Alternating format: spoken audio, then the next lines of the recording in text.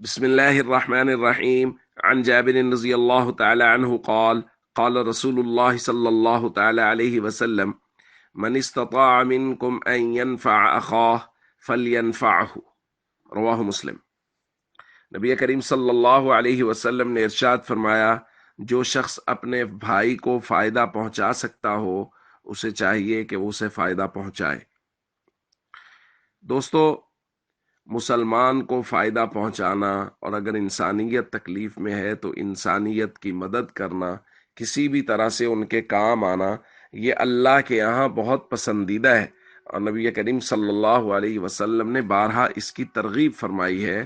کہ لوگوں کے کام آؤ اور لوگوں کی مشکلات کو کم کرنے کی کوشش کرو۔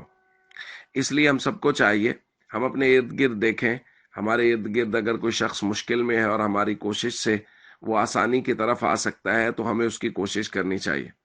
اسی طرح جیسے آج کل سیلاب کی وجہ سے لوگ پریشان ہیں، تو ان لوگوں کی ہم جس درجے میں بھی مدد کر سکتے، جیسا کہ کل درخواست کی گئی تھی، اگر وسائل ہیں تو خود ان کے لیے کوشش کریں، وسائل نہیں ہے تو کسی کو ترغیب دے دیں۔ اگر کسی نے ابھی تک سیلاب زدگان کے لیے کچھ نہیں بھیجا تو ان کو ترغیب دیں، اور اگر ایسا بھی نہیں ہے تو پھر کم از کم یہ نفع تو ہم ان کو ضرور پہنچا سکتے ہیں کہ ان کے لیے دعا کریں۔ اور نبی کریم صلی اللہ علیہ وسلم نے ارشاد فرمایا، اسرع الدعاء اجابتا دعوت غائب لغائب، سب سے زیادہ جلدی قبول ہونے والی دعا وہ غائب کی غائب کے لیے ہوتی ہے۔ تو اس لیے کم از کم یہ ہے کہ ہم اپنے ان مصیبت میں پھنسے ہوئے بھائیوں کو اپنی دعاؤں میں یاد رکھیں۔ السلام علیکم ورحمۃ اللہ وبرکاتہ۔